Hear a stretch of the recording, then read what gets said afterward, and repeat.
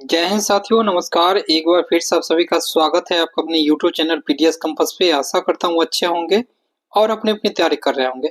साथियों, आज से जो हम लोग स्टार्ट करने वाले एक है इस पे सीरीज, वो मॉडर्न हिस्ट्री का होगा, जो कि ज्ञान बिंदु का नोट्स है, लेटेस्ट नोट्स होगा। ठीक है, इसमें जो है हम पूरे पहले अध्ययन इनका किए हैं और बहुत सारा जो एक्स्ट्रा फैक्ट हमें लगा महत्वपूर्ण है उसे भी इंक्लूड किए हैं। तो आप सभी के लिए बहुत ही इंपॉर्टेंट ये होने वाला सेशन है। आज के इस वीडियो में हम लोग मेन रूप से बात करेंगे पुर्तगाल पुर्तगाल और डच के बारे में। ठीक है, ऐसे ही करके फिर आएंगे अंग्रेज के बारे में, फ्रांस के बारे में, अलग अलग टॉपिक बनाएंगे जो वीडियो भी एक 15 से 20 मिनट में कवर हो जाए और टॉपिक भी अच्छा से कवर हो जाए। तो चलिए आज की वीडियो को हम लोग स्टार्ट करते हैं। पहले इस लाइन को हम लोग पढ़ लेते हैं थोड़ा सा और इसके बारे में फिर हम आपको समझाते हैं। ठीक है, तो चलिए देखते हैं।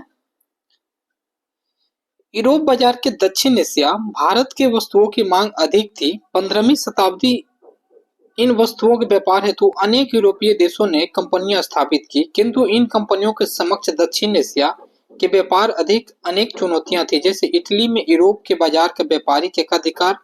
दूसरी सबसे बड़ी चुनौती 1453 में बेंजनटाइन साम्राज्य की राजधानी कुस्तुनतुनिया पर अरब साम्राज्य का आक्रमण एवं कब्जा। कुस्तुनतुनिया यूरोप से दक्षिण एशिया आने वाले जल स्थल दोनों मार्गों पर प्रवेश द्वार था। उस मार्ग पर अरबों ने यूरोप के व्यापारिक गतिविधियों को पूर्णतः बंद कर दिया। वर्षों तक व्यापारिक बंदी के पश्चात यूरोप के राजवंशों एवं व्यापारियों ने एक नवीन जलमार्ग की जरूरत पड़ी। इसी कालखंड में नई साहसिक एवं नवीन भौगोलिक खोज किए गए। देखिए, अब इसके बारे में हम आपको बता रहे हैं। जैसे मान लीजिए ये रहा अपना प्यारा भारत, ये रहा अपना प्यारा भारत। ठीक है, यहाँ पे शब्द का प्रयोग किया गया 1453 में बेंजनटाइन की राजधानी कुस्तुनतुनिया। देखिए, यहाँ के जो अभी भाग होगा उसको कहते हैं कुस्तुनतुनिया वाला भाग, तुर्की वाला भाग। ठीक है, कुस्तुनतुनिया। अब देखिए क्या होता है, कुस्तुनतुनिया वाला भाग यहाँ पर है, यूरोप वगैरह यहाँ पर है। तो सारा देश क्या करता था, पहले व्यापार करने इसी रास्ता से भारत आया करता था। लेकिन यहाँ पे जानते होंगे अभी अरब लोग का स्थापना कहाँ पर है, यहाँ पर। जैसे सऊदी अरब वगैरह सब जो है, इन्होंने क्या किया कि इन पे अपना अधिकार स्थापित कर लिया कुस्तुनतुनिया पे। यदि अधिकार स्थापित कर लिया तो अंग्रेज अब क्या चाहेगा कि ये रास्ता तो बंद हो गया, हमें दूसरा रास्ता खोजना होगा। तो इन्होंने क्या किया, अरब वाले अंग्रेजों से यहाँ पे टैक्स लेने लगे कि अगर आपको रास्ता से भारत जाना है, व्यापार करना है, तो सबसे पहले आपको क्या देना होगा, हमें कुछ टैक्स देना होगा। तो अंग्रेज वैसे भी बहुत होशियार होते हैं, उन्होंने टैक्स देने से एकदम इनकार कर दिया। उन्होंने कहा हम नया मार्ग का अब खोज करेंगे। ठीक है, इसी दौरान में ये रहा भारत का क्षेत्र, मान लेते हैं एक बार मैप हम बना लेते हैं। ये भारत का अपना क्षेत्र, यहाँ कुस्तुनतुनिया वाला भाग, यहाँ अरब वाला क्षेत्र और यहाँ पे हो गया आपका यूरोप वाला, यहाँ हो गया अफ्रीका का क्षेत्र। तो ऐसे करके जल मार्गों का खोज होना स्टार्ट हुआ। ऐसे करके जल मार्गों का खोज होना स्टार्ट हुआ। कैसे कैसे क्या हुआ, अब सभी बारे में हम लोग पढ़ते हैं। चलिए, भारत में पुर्तगालियों का आगमन।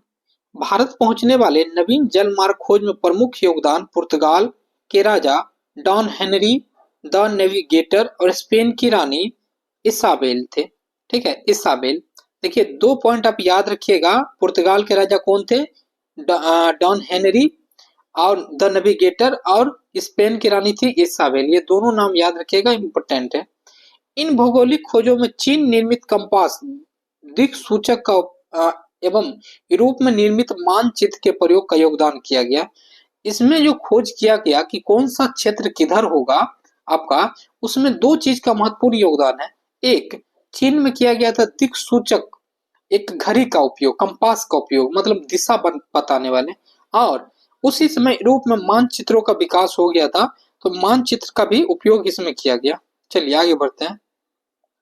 आगे पॉइंट क्या है, प्रथम प्रयास 1487 में पुर्तगाल के यात्री बार्थोलुम डियास ने किया। इसकी नाव की अफ्रीका महाद्वीप के उत्तरी द्वीप तक पहुंच सकी। इस स्थल को डियास ने तूफानी अंतरिक्ष, द कैप ऑफ गुड के नाम से संबोधित किया। अब आपको बताते हैं मैप के थ्रू, आपको समझ में आएगा। जैसे ये अपना प्यारा भारत हो गया, एक हम बता देते हैं। उसके बाद ये कुस्तुनतुनिया, ये यूरोप वाला भाग, ये अरब वाला क्षेत्र, और ये हो गया कौन सा, ये अफ्रीका का क्षेत्र। तो इन्होंने क्या किया, बार्थोलोमू डियाज ने क्या किया, यहाँ से पुर्तगाल से चला, ऐसे चलते चलते आकर के यहाँ पे रुक गया, ये अफ्रीका वाला यहाँ पे। इन्हीं क्षेत्र का नाम क्या दिया गया आपको, the cap of good hope, the cap of good hope, यहाँ पे आकर के पहुंच गए। आपसे क्वेश्चन पूछा जाता है कि ऐसा कौन पुर्तगाली है सबसे पहले प्रयास किए गए थे, ठीक है। तो वास्को डिगामा वहां नहीं मारना है, वहां मारना है क्या आंसर, बार्थोलोम्यू डियाज, ठीक है, बार्थोलोम्यू डियाज 1487 ईस्वी में, याद रखिएगा, बहुत इंपॉर्टेंट क्वेश्चन है। चलिए नेक्स्ट बढ़ते हैं। इस यात्रा क्रम का द्वितीय यात्री क्रिस्टोफर कोलंबस था, जो वर्ष 1492 में भारत पहुंचने के बजाय अमेरिका पहुंच गया। कोलंबस ने अमेरिका के नई दुनिया के नाम से संबोधित किया। इटली के यात्री अमेरिगो वेस्पुजी ने अमेरिका का यूरोप के प्रथम यात्री, इन्हीं के नाम पर इनका नाम अमेरिका पड़ा। देखिए अब आपको हम बताते क्या है, वो चीज को ध्यान से समझिएगा। ये कोलंबस क्या किया कि ये मान लीजिए कि भारत का अपना मैप है, भारत हो गया, ये हो गया यूरोप का क्षेत्र, ठीक है, ये हो गया आपका अफ्रीका का क्षेत्र। इन्होंने क्या किया, यहाँ से स्पेन से निकला और ऐसे करके यहाँ आया, और यहाँ से आने के बाद इन्होंने नीचे नहीं आकर के इधर मुड़ गया, क्योंकि आपको पता है उत्तरी अमेरिका यहाँ पर है और दक्षिणी अमेरिका यहाँ पर है। इन्होंने इधर मुड़ गया और अमेरिका की खोज कर ली। याद रखिएगा, एक इटली के यात्री थे अमेरिगो वेस्पुजी, इन्हीं के नाम पर नाम क्या पड़ा, अमेरिका नाम पड़ा, इन्हीं के नाम पर नाम क्या पड़ा, अमेरिका। और कब की ये बात है, 1492 की बात है। दो डाटा आप लोग को फैक्ट क्लियर हुआ होगा मेरे अनुसार, ठीक है। चलिए आगे बढ़ते हैं। पुर्तगाल के राजकुमार डॉन हेनरिक द नेविगेटर और स्टाडा नामक कंपनी की स्थापना किया गया एवं इसका मुख्यालय लिस्बन स्थापित किया गया। प्रिंस हेनरी की कंपनी का संस्थापक सदस्य थे। प्रिंस हेनरी इस कंपनी का, देखिए पुर्तगाल के राजा डॉन हेनरिक द्वारा एक कंपनी की भी स्थापना वहां पे किया गया था, ठीक है, कहां पे, पुर्तगाल में ही किया गया था, जिसका मुख्यालय लिस्बन था। प्रिंस हेनरी के प्रतिनिधित्व के रूप में वास्को डिगामा ने भारत की यात्रा किया। वास्को डिगामा 3 जहाज राफेल, ग्रेबियन और बोरिया के साथ पुर्तगाल के तट के भारत के लिए निकला। अब देखिए ये दो व्यक्ति पहले बार्थो ड्यूमियाज और आपका ये कोलंबस जब निकल चुका था, जब नहीं खोज पाया अच्छा से, उसके बाद एक विश्वासी बहुत अच्छा व्यक्ति था द नेविगेटर के लिए, वो उनका नाम क्या था, वास्को डिगामा। इन्होंने कहा अब हम चलते हैं, तो हम चलते हैं। देखिए इन्होंने क्या किया, इनके बारे में 2-3 फैक्ट और जान लेते हैं, उसके बाद हम सीधे डिटेल्स में जानेंगे। 90 दिनों तक समुद्री यात्रा के पश्चात वास्को डिगामा भारत के प्रदर्शक अब्दुल मजीद की सहायता से कालीकत नामक बंदरगाह पहुंचा। वास्को डिगामा 17 मई 1498 को भारत पहुंचा। प्रथम जलमार्ग यात्री था। इसने पूर्व से पश्चिम को नवीन मार्ग से जोड़ा। इस मार्ग को मसाला का मार्ग कहा गया। टोटल दिन लगा कितना, 90 दिन। कालीकट कप्पू डापू नामक बंदरगाह पर वास्को डिगामा ने जहाज बेड़ा पहुंचा, जहां हिंदू शासक जेमोरिन ने इसकी पृथक उपाधि सद्भावना ढंग से इन्हें स्वागत किया। अपने यात्रा की वापसी इसने मसाला के कुछ अन्य वस्तुओं की खरीद से किया। इन वस्तुओं को यूरोप जाकर के बिक्री पर 60 गुना इन्हें अधिक लाभ प्राप्त हुआ। अब हम लोग इनके बारे में मैप के द्वारा समझते हैं। देखिए क्या हुआ था, ये अपना भारत है प्यारा सा, थोड़ा मैप के लिए अभी माफी चाहेंगे। ये हो गया कुस्तुनतुनिया, ये हो गया यूरोप का भाग, ये हो गया आपका अरब प्रायद्वीप, ये हो गया आपका अफ्रीका का क्षेत्र, ठीक है, याद रखिएगा। यहाँ पे हो गया पुर्तगाल। तो यहाँ से चला ऐसे करके आपका वास्को डिगामा चला, और कैप ऑफ गुड का पहले खोज हो ही चुका है, आप लोग को पता है। बार्थो डियाज क्या किया था, कैप ऑफ गुड का खोज किया गया। ये रास्ता तो इन्हें देखा हुआ था, आराम से आ गए यहाँ। यहाँ पे आने के बाद क्या हुआ था, यहाँ पे आने के बाद इन्हें एक व्यक्ति मिले अब्दुल मजीद यहाँ पे एक नाविक मिले। इनकी सहायता से ये सीधे जाकर कहाँ पे मिल गए, यहाँ पे कालीकट के तट पे केरल पे कालीकट के तट पे चले गए। कब गए थे, ये डेट याद रखिएगा, 17 मई 1498 को भारत पहुंचा, और जल यात्रा करके पहला व्यक्ति थे जो भारत पहुंचे थे, याद रखिएगा, बहुत महत्वपूर्ण है। डेट कितना लगा, टोटल 90 दिनों का समय इन्हें लगा था, 90 दिनों का। अब देखिए कालीकट के कप्पू डापू नामक बंदरगाह पर, यहाँ पर कालीकट पर एक बंदरगाह था कप्पू कप कपक डापू याद रखिएगा, बहुत बार पूछा जाता है, बहुत ज्यादा जब सीरियस एग्जाम हो तो वहां पे पूछ लिया जाता है। यहाँ पे एक व्यक्ति, एक शासक हुआ करते थे जेमोरिन। अच्छा, यहाँ पे एक फैक्ट याद रखिएगा, जेमोरिन जो है किसी खास व्यक्ति का नाम नहीं है। जेमोरिन जो है किसी खास व्यक्ति का नाम नहीं है, जेमोरिन एक पद का नाम है। जैसे भारत में पद का नाम क्या है, प्रधानमंत्री का पद है। प्रधानमंत्री में कौन बनते हैं, अभी जैसे नरेंद्र मोदी है, भविष्य में कोई और बनेंगे, ठीक है, जैसे आप ही लोग में से कोई बनिएगा भविष्य में। तो एक पद का नाम था जेमोरिन। जेमोरिन एक राजा के पद का नाम था जिन्होंने इनकी स्वागत किया। और जब वास्को डिगामा वापस आने लगे तो मसाला लेकर के वापस आए, जिसका क्या हुआ था, 60% लाभ हुआ था, कहाँ पे, यूरोप के देशों में। ठीक है, चलिए ये बात आप समझ गए होंगे। अब आगे बढ़ते हैं हम लोग।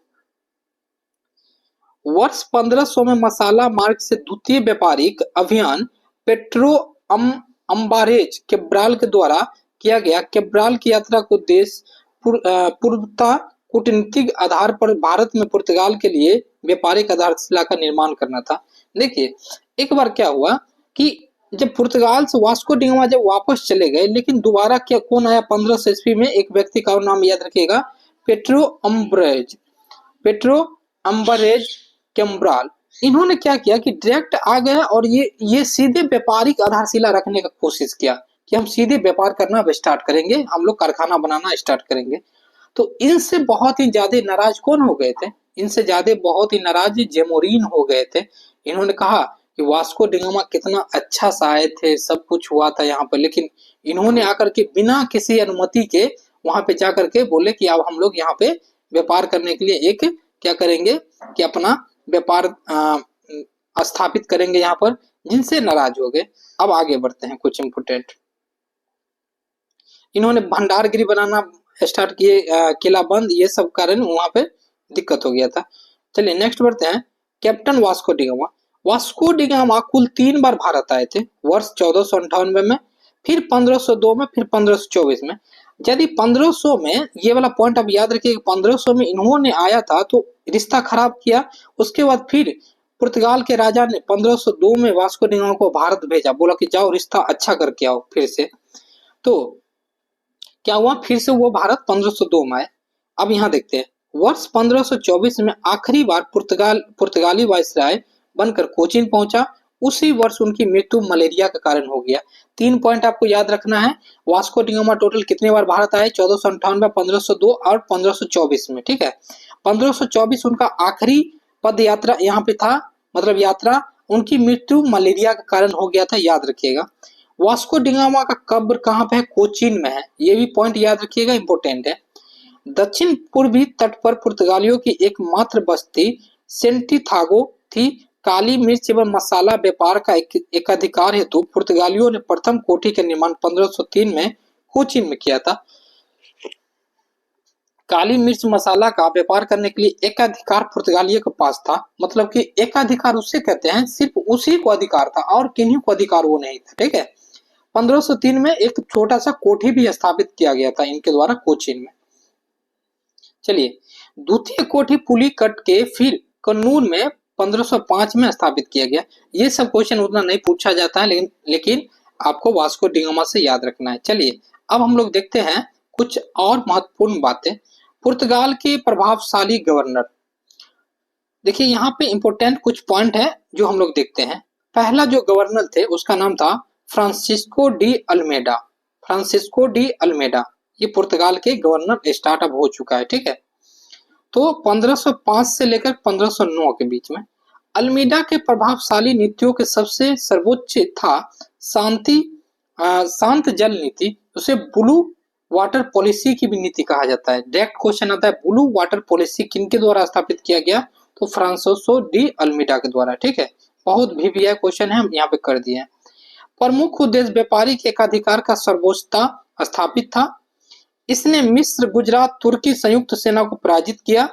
इसके कार्यकाल में पुर्तगाल हिंद महासागर के नौसैन्य शक्ति में सर्वोच्च में हो गए थे। समकालीन इतिहासों के द्वारा पुर्तगालियों को सागर के स्वामी जैसे शब्द का प्रयोग किया गया। देखिए इन्होंने क्या किया था कि ब्लू वाटर पॉलिसी, इसका मतलब क्या होता है, जिससे मान लीजिए कि ये भारत है अपना, ये भारत है, इसके बाद जो नदी है अरब सागर से जितने भी जहाज यहाँ से जाएंगे कहीं के लिए भी, तो सबको पहले क्या करना होगा, पुर्तगालियों को टैक्स देना होगा, उसके बाद ही वो आगे बढ़ सकते हैं। इसी को कहा गया ब्लू वाटर पॉलिसी। मतलब देख सकते हैं यहाँ पे सागर का स्वामी किन्हें कहा जाने लगा, तो आपका पुर्तगालियों का। ठीक है, अब देखते हैं हम लोग एक और बहुत महत्वपूर्ण फैक्ट। देखिए बहुत महत्वपूर्ण फैक्ट है, हम लोग देखते हैं चौसा का युद्ध, चोल का युद्ध, एक याद रखिएगा, चोल का युद्ध बहुत इंपॉर्टेंट फैक्ट है। ये क्वेश्चन प्रीवियस ईयर में पूछा गया है, लेकिन बहुत विद्यार्थी इसको क्या करते हैं, आपको तो इग्नोर करते हैं। पुर्तगाल और मिस्र के साथ हुआ था 1508 में।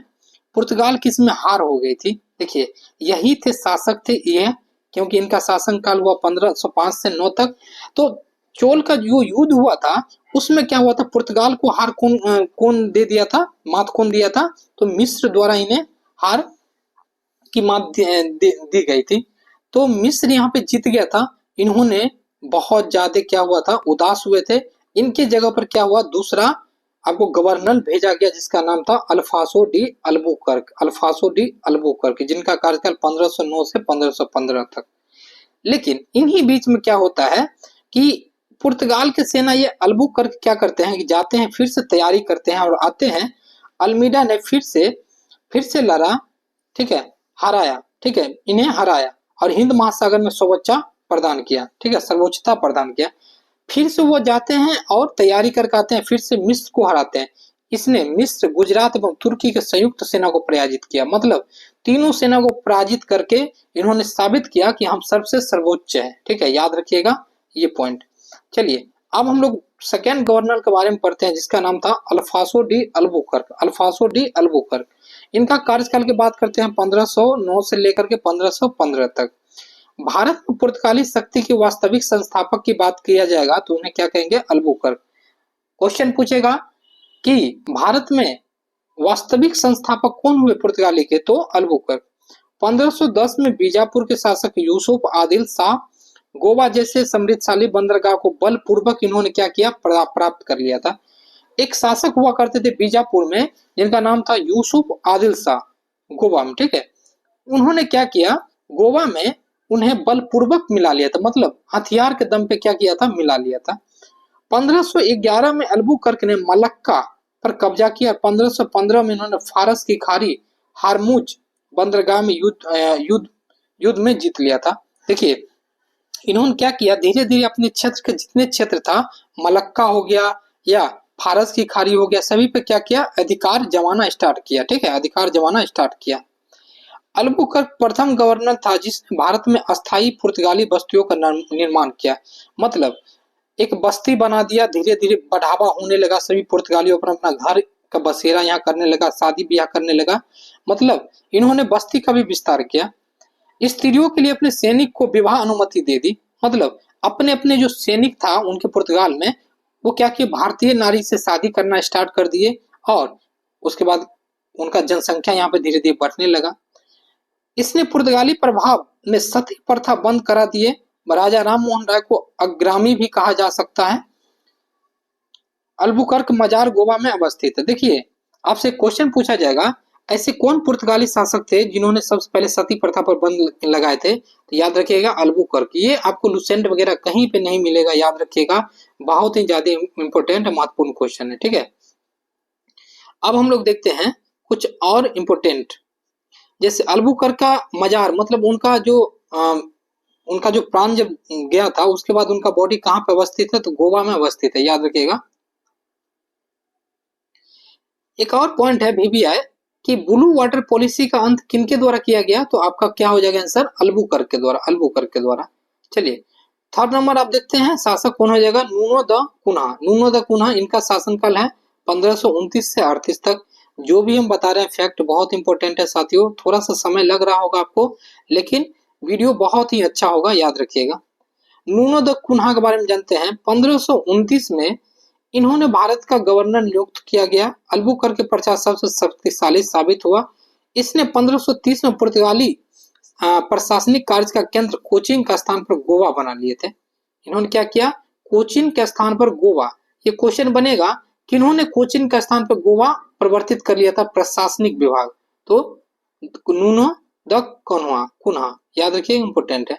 उसने गुजरात के शासक बहादुर शाह तथा मुगल शासक हुमायूं के बीच मतभेद का लाभ उठाया। कुन्हा 1534 में बेसिन द्वीप, 1535 में द्वीप पर कब्जा कर लिया था। ठीक है, इन्होंने क्या किया था? बेसिन द्वीप और भी कुछ द्वीप था जिन्हों पे इन्होंने कब्जा कर लिया था। और जब ये हुमायूं और दूसरे शासक थे उनके बीच क्या करते थे? झगड़ा करवाते थे, उनका फायदा उठाते थे। आगे बढ़ते हैं। गार्सिया द नोनहा वर्ष 1538 में यह भारत का पुर्तगाली गवर्नर नियुक्त हुए। इसने कार्यकाल में पुर्तगाली भारत में दमन द्वीप, मद्रास, बंबई तथा 7 दक्षिण एशिया में प्रमुख व्यापारिक अड्डे स्थापित किए गए। पुर्तगाल के सबसे बड़ा व्यापारिक केंद्र सिलोन श्रीलंका में था। क्योंकि देखिए पुर्तगाल का क्यों श्रीलंका में सबसे व्यापार बड़ा केंद्र, क्योंकि ये लोग कोचिंग में था और श्रीलंका कहाँ पर है? यहाँ पर। तो इन्हें बहुत आसानी होता था, इसलिए सबसे बड़ा कह सकते हैं कहाँ पे था? श्रीलंका, सिलोन में। 1559 से 60 तक तब पुर्तगालियों के 60 से अधिक नए दुर्ग ने 100 से 150 लगभग जहाजों का बेड़ा था, किंतु यह प्रभाव लंबे समय तक नहीं रह सका। वर्ष 1580 में स्पेन पुर्तगाल पर कब्जा कर लिया। स्पेन के कब्जे के पश्चात पुर्तगाली भारत में कमजोर होते चले गए। इसी क्रम में डचों एवं अन्य व्यापारिक कंपनियों ने प्रतिस्पर्धा पराजित किया गया। 1761 तक मात्र 3 द्वीप गोवा, दमन एवं द्वीप पुर्तगालियों के पास रह गया। देखिए आपको हम जो भी डाटा बताए हैं, लेकिन क्या हुआ था कि 1580 में स्पेन ने धीरे धीरे क्या किया? कब्जा करना स्टार्ट कर दिया। और बाद में चल करके 1761 तक पुर्तगाल में क्या बच गया? गोवा, दमन, द्वीप, 3 ही बच गया, बाकी सब ले लिया गया इनसे। चलिए आगे देखते हैं। बोलो, कुछ इंपोर्टेंट यहाँ पे फैक्ट दिया गया है। पुर्तगालियों के पतन का क्या कारण था? तो चलिए यहाँ पे देख लेते हैं। पुर्तगालियों के पतन का क्या था? विवाह नीति। विवाह नीति मतलब कि विवाह करवाने लगे थे भारतीयों के साथ अपने पुर्तगालियों को। भ्रष्ट प्रशासन, बहुत ही ज्यादा भ्रष्ट थे। बिना टैक्स लिए, पैसा लिए किन्हीं को मतलब कि वहां से जाने ही नहीं देते थे। दोषपूर्ण एवं अनियंत्रित व्यापार प्रणाली, मतलब कि टैक्स के एक सीमा ही नहीं था, किसी पर कुछ भी बांध देना। धार्मिक नीति, भारतीयों ईसाईकरण करना, भारतीयों का ईसाईकरण करना, मतलब जो भी औरत से या महिलाओं से शादी करवाया जाता था उनको ईसाई बना दिया जाता था। अन्य व्यापारिक कंपनियों का भारत में आगमन, धीरे धीरे दूसरा व्यापारिक कंपनी भी आने लगे जिससे इनका समस्या बढ़ने लगा। और भी कुछ डाटा है, हम लिखे हैं। बंगाल की खाड़ी में समुद्री लूटपाट के पुर्तगाली नूनो दी कुन्हा ने बंगाल में अड्डा बनाया था। लूटपाट की नीति अपनाना, मुगलों के साथ पुर्तगाली संबंध अकबर के समय अच्छा होना। 1961 में अंतिम रूप में पुर्तगाली भारत से जा रहे इस समय गवर्नर एंटिगो सिल्वा थे। देखिए 1961 की बात किया गया है, ठीक है। जो लास्ट हम लोग जो पुर्तगाल जब यहाँ से गए थे, ठीक है, पुर्तगाली जब भारत आजाद हुआ था उस समय गवर्नर कौन थे? तो एंटोनियो जो सिल्वा था, याद रखिएगा, हम लिखे हुए हैं इसलिए आपको बता दिए। चलिए और भी कुछ आप देखते हैं। पुर्तगालियों का भारत में क्या क्या योगदान रहा है उसके बारे में हम देखते हैं। तो देखिए आपको बता दें, तंबाकू, मक्का, आलू, किताब की छपाई, प्रिंटिंग प्रेस, ये सभी चीज किसका दिया हुआ है? पुर्तगाली का दिया हुआ है। पुर्तगाली में गोवा में प्रथम प्रेस की स्थापना किया। आयुर्वेद आधारित पुस्तक छपाई कराया। धातत्व कागज के आविष्कार चीन से हुआ था। नौपतन बंदरगाह एवं जहाज निर्मित उद्योग विकास विस्तार पुर्तगालियों द्वारा किया गया। गोथिक स्थापत्य कला का विकास भी किसके द्वारा किया गया? पुर्तगाली के द्वारा ही किया गया। मकान यूरोप में था, वैसा ही मकान भवन आपको भारत में भी बनाने जाने लगा क्योंकि पुर्तगालियों का ही वो देन है। अब देख लेते हैं कुछ आपका, ये एक पॉइंट है, कॉटर्ज अल्मेडा काफिला व्यवस्था। देखिए ये बहुत इंपॉर्टेंट है, ये आपको लुसेंट वगैरह कहीं पे भी नहीं मिलेगा, ठीक है। तो चलिए इसको देखते हैं। अकबर ने भी लिया था, ये डाटा हम लिखे हुए हैं। कॉटर्ज तत्पर परमिट है। पुर्तगालियों ने एकाधिकार समुद्री शक्ति था, किसी भी व्यापारिक जहाज को बगैर परमिट के समुद्री व्यापार अनुमति नहीं थी पार करने की। इस परमिट का पुर्तगाली प्रदान करते थे। परमिट प्राप्त हुई जहाज सुरक्षा काफिला, अल्मेडा जहाजों का जत्था चलता था जो समुद्री लूटपाट सुरक्षित करता था। इस व्यवस्था को क्वार्टेज अल्मेडा काफिला व्यवस्था की जाए। देखिए ये समुद्र था और यहाँ से जो भी जहाज जाती थी उसको ये वाला लेना होता था, कॉटेज अल्मेडा काफिला। ये जब दिखाते थे उनको लूटपाट नहीं किया जाता था, पुर्तगाली के ही लोग रहते थे, ठीक है। अगर ये नहीं दिखाते थे तो उन्हें लूट लिया जाता था। ये बहुत ही इंपॉर्टेंट है। कुछ डाटा देखते हैं। तत्कालीन मुगल बादशाह के जहाजों भी कॉटेज लेना पड़ता था। पुर्तगाली स्वयं समुद्री स्वामी कहते थे। किसी भारतीय एवं अरब जहाज को गोला बारूद एवं काली मिर्च के व्यापार की अनुमति नहीं थी। उस समय सिर्फ पुर्तगालियों कहते हैं। देख सकते हैं कितना सला क्या बोले अब इन लोगों को सुन करके, मतलब कैसा लोग था जो इन्हें सिर्फ अधिकार था। भारत में रहे बड़े बड़े राजा को ऐसा अधिकार नहीं था और ये तटपुंजीय आकर के ये अधिकार देते थे दूसरे को। तो पुर्तगाली जो था मेन रूप से ये कहते थे समुद्र का स्वामी, और अकबर को भी लेना पड़ता था इनसे वो सब चीजें दूसरे को व्यापार करने के लिए क्वार्टर्स लेना पड़ता था। याद रखिएगा, इंपॉर्टेंट है। कुछ इंपॉर्टेंट फैक्ट देख लेते हैं। कंपनियों से संबंधित महत्वपूर्ण तथ्य। पुर्तगाल ईस्ट इंडिया कंपनी 1948 में, भारत आगमन 1448 होगा साथियों, ठीक। पुर्तगाल कॉलिकट अल्मेडा अंग्रेजी ईस्ट इंडिया कंपनी 1599 में, यहाँ पर कर लीजिएगा आप लोग 1400, ठीक है। 1548 में आप जाएंगे। चलिए 1608 में क्या हुआ था, भारत आगमन इंग्लैंड के थे लोग और सर थॉमस रो सूरत में आए थे। डच ईस्ट इंडिया कंपनी 1602 में, भारत कब आए थे, 1605 में। हॉलैंड के डच के थे और ये मसूलीपट्टनम में मेन रूप से, ठीक है। ये सब डाटा है, आप लोग खुद से देख सकते हैं। चलिए नेक्स्ट बढ़ते हैं हम लोग। कोलंबस के जन्म से इटली का था, बट स्पेन के राजा की सहायता से अमेरिका पहुंचा था। याद रखिएगा, ये भी इंपॉर्टेंट फैक्ट है। अब हम लोग देखते हैं दूसरे जो व्यक्ति आए हैं उसका नाम क्या था, डच था। उनका नाम क्या था, डच। ये थे एक सरकारी कंपनी। देखिए सरकारी कंपनी और प्राइवेट कंपनी में अंतर होता है। यदि जैसे हो गया मुकेश अंबानी का कंपनी रिलायंस जो है, जियो जो है, वो क्या है, प्राइवेट कंपनी है, ठीक है। और बीएसएनएल की बात करते हैं, वो क्या है, क्या आपकी सरकारी कंपनी है। तो जितने खुल करके जियो कंपनी काम कर सकता है कहीं पर भी बिना अनुमति के, उतने बीएसएनएल नहीं कर सकता है। बीएसएनएल को बार बार पूछना होगा कि ये काम करे या नहीं करे। तो पुर्तगाली इतना विस्तार इसलिए किया क्योंकि वो अपने मन से सारा काम करते थे। लेकिन डच क्या थे, एक सरकारी कंपनी, हर एक चीज पे इन्हें पूछना पड़ता था। फिर भी इनके बारे में हम लोग जानते हैं। कुछ पॉइंट है जिसको हम लोग पढ़ लेते हैं। हॉलैंड नीदरलैंड के निवासी को डच कहा जाता है। 15वीं शताब्दी में हॉलैंड यूरोप व्यापार का प्रमुख केंद्र था। पुर्तगाल द्वारा दक्षिण एशिया भारत से लिस्बन लाए गए व्यापारिक वस्तुओं को यूरोप के बाजार तक पहुंचाने की जिम्मेदारी भी डचों के पास था। पुर्तगाली नौसेना में बड़े जहाज थे, किंतु डचों ने छोटे नौकाओं का निर्माण किया जिसे फ्लूट शिप कहा गया। इसको चप्पू हाथों से भी चलाया जा सकता था। इस प्रकार डचों ने पुर्तगाली व्यापारिक समाज से पहले यूरोप में चुनौतियां दिया। फिर भारत में वस्तुओं का यूरोप मांग एवं उसकी कीमतों में आकर्षित होकर डचों ने दक्षिण एशिया के व्यापार में कमी दिखाई। प्रारंभ में डचों ने मसाला द्वीप पुंज इंडोनेशिया में व्यापारिक केंद्र स्थापित किया। मसाला व्यापार के क्षेत्र में एकाधिकार हासिल किया। फिर कुछ वर्षों में भारतीय व्यापारिक साम्राज्य में हिस्सेदारी हेतु पुर्तगाल ने चुनौती दिया। अब देखिए क्या हुआ था, यहाँ पर एक पॉइंट बहुत इंपॉर्टेंट है। पुर्तगाली द्वारा थोड़ा सा बड़ा जहाज का निर्माण किया गया था, लेकिन डचों के द्वारा छोटा निर्माण किया गया था जो कहीं से भी आसानी से चला जाता था, ठीक है। उसको बहुत आसानी होता था, वो नाव केवा से भी उसको चलाया जा सकता था, बहुत ही महत्वपूर्ण था। तो ये पॉइंट इंपॉर्टेंट है। और देखते हैं आगे। चलिए एकाधिकार हासिल किया। कुछ वर्षों में भारतीय व्यापारिक साम्राज्य में हिस्सेदारी हेतु पुर्तगाल को चुनौती दिया। 1580 में स्पेन का पुर्तगाल पर कब्जा के पश्चात पुर्तगाली नौसैनिक शक्ति भारत में कमजोर पड़ने लगी। उसी का फायदा डचों ने उठाया, पुर्तगाल के व्यापारिक खंडन एवं अपना साम्राज्य स्थापित किया। देखिए आपको हम पहले ही बताए थे ऊपर में भी, पुर्तगाल का स्थिति क्यों खराब हुआ, क्योंकि डचों आने लगे थे। अब देखिए यहाँ से इंपोर्टेंट पॉइंट है। 1596 में प्रथम डच यात्री हाउटमैन भारत आया। भारत में अपनी धन संपत्ति का साथ वापस डच गया।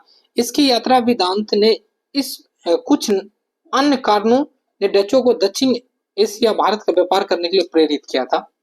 सबसे पहला व्यक्ति कौन था? हाउटमैन। ठीक है, आप याद रखिएगा, इंपॉर्टेंट है।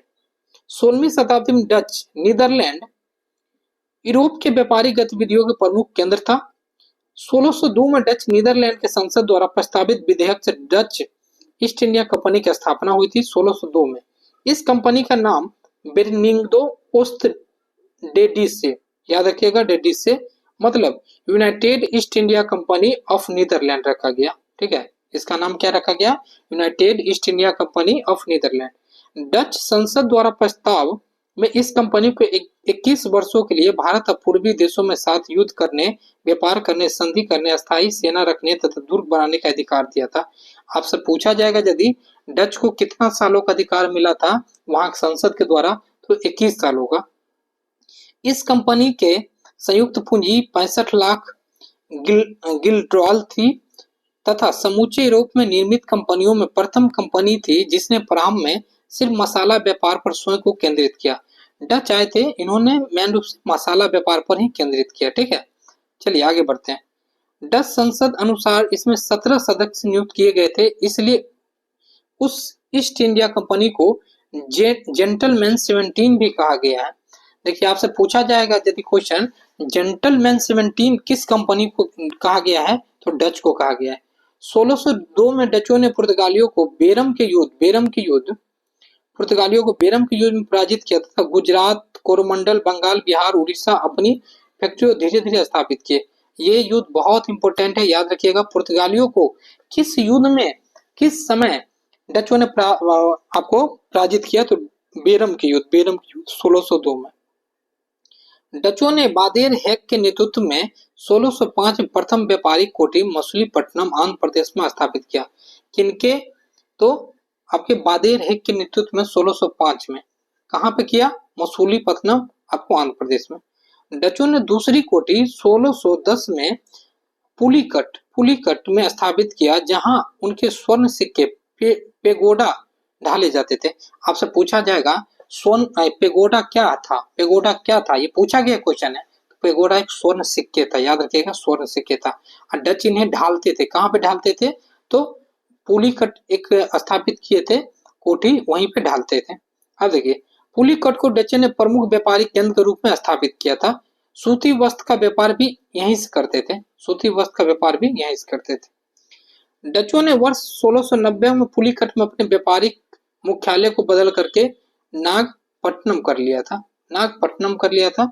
डच कंपनी द्वारा बंगाल में अपनी प्रथम फैक्ट्री 1627 में पिपली में स्थापित की गई। कुछ राजनीतिक कारणों से पिपली को छोड़ बालासोर चले गए थे। डच जो थे बंगाल में अपनी पहली कंपनी, बंगाल की बात हो रही है, बंगाल में अपनी पहली कंपनी 1627 में आपकी पिपली में किए थे। उसके बाद वो कहाँ चले गए थे? बालासोर चले गए थे, याद रखिएगा। 1653 में चीनसूरा डचों ने गुस्तावुस नामक किले का निर्माण किया, याद रखिएगा, यहाँ से क्वेश्चन पूछा गया है। 1616 में सूरत में स्थित डच ईस्ट इंडिया कंपनी का व्यापार निर्देशालय सर्वाधिक लाभ कमाने वाला प्रतिष्ठान था। 1616 में सूरत में स्थित डच ईस्ट इंडिया कंपनी का व्यापार निर्देशालय सर्वाधिक लाभ कमाने वाला प्रतिष्ठान था, याद रखिएगा, इंपॉर्टेंट है। अब चलिए बढ़ते हैं। भारत से वस्त्र का निर्यात तथा वस्तु बनाने का श्रेय डचों को ही जाता है। डचों ने इंडोनेशिया के बाटुनिया को अपना मुख्यालय नगर भी बनाया था, याद रखिएगा। और इंपॉर्टेंट कुछ डाटा देखते हैं डचों के बारे में। डचों द्वारा स्थापित अन्य कारखाने बिमली पट्टनम, कोचिन 1663 में, चिंसूरा आपको 1653 में, कारी कल जो था 1645 में। बंगाल में ये था, याद रखिएगा। डचों के व्यापारिक विस्तार 1630 से 65 तक जारी रहा। इस कालखंड में भारत से दक्षिण एशिया के अनेक द्वीप एवं देशों में इनके व्यापारिक साम्राज्य स्थापित हुए। 17वीं शताब्दी में भारत किए जाने वाले मसालों के व्यापारों पर डचों का एकाधिकार हो गया था। 17वीं शताब्दी मतलब 1600 से लेकर के 1600 कुछ तक डचों का ही एकाधिकार था मसाला पर। मतलब क्या, इन्होंने 1602 में ही पुर्तगाल को खत्म कर दिया, मतलब पूरे अधिकार ले लिया डच अपने हाथ में। अब देखिए, वर्ष 1759 में बेदरा में अंग्रेज सेनापति क्लाइव के नेतृत्व में डचों ने अंग्रेज की युद्ध हुआ। इस युद्ध में डच पराजित हुए। इसी युद्ध के पश्चात अंग्रेज नियंत्रण शक्तिशाली होते गए, जबकि डचों का पतन प्रारंभ हुआ। पुर्तगाली व्यापारिक साम्राज्य को डचों ने ध्वस्त किया, जबकि अंग्रेजों ने नौसेना शक्ति से डचों को पराजित किया। याद रखिएगा, पुर्तगाल को कौन खत्म किया था? तो डच। और डच को कौन खत्म किया? अंग्रेज। अब आगे का जो टॉपिक होगा उसमें हम लोग क्या पढ़ेंगे? अंग्रेज के बारे में पढ़ेंगे, कैसे आया, कैसे उसको खत्म किया। कुछ डाटा ये आपको जान लेते हैं जो कि इंपॉर्टेंट है। देखिए, कोलकाता जो था उसका संस्थापक था जॉब चॉर्नोक, ब्रिटेन की मूल निवासी। आपके बम्बई का जेरोल्ड ऑगिनर, ब्रिटेन की आपकी ये मूल निवासी। मद्रास की फ्रांसीसी डे, ब्रिटेन के मूल निवासी। दिल्ली के लुटियंस आपका ब्रिटेन के। चंडीगढ़ के ली बार्कुजियर आपका ये फ्रांस के। पौंडुचेरी का फ्रैंक मार्टिन फ्रांस के। हैदराबाद का मोहम्मद अली, यहाँ पर अली हो जाएगा, कली ने, अली कुतुब शाह जो कि भारत के। अमेरिका का खोज किसने किया? कोलंबस। भारत का वास्को डी गामा। खोज नहीं कहेंगे, मेन रूप से कहेंगे क्या कि रास्ता मार्ग का खोज किया। Australia captain cook. न्यूजीलैंड तस्मान हॉलैंड, तस्मानिया अबेल जासून तस्मान। और ब्राजील का अल्बारेज। ये सब आप स्क्रीनशॉट ले लीजिए। आज का वीडियो कैसा लगा कमेंट्स करके जरूर बताइएगा, तो आगे हम वीडियो लाएंगे। ठीक है साथियों, अंग्रेज के साथ फिर मिलते हैं, फिर फ्रांस के साथ। जय हिंद साथियों।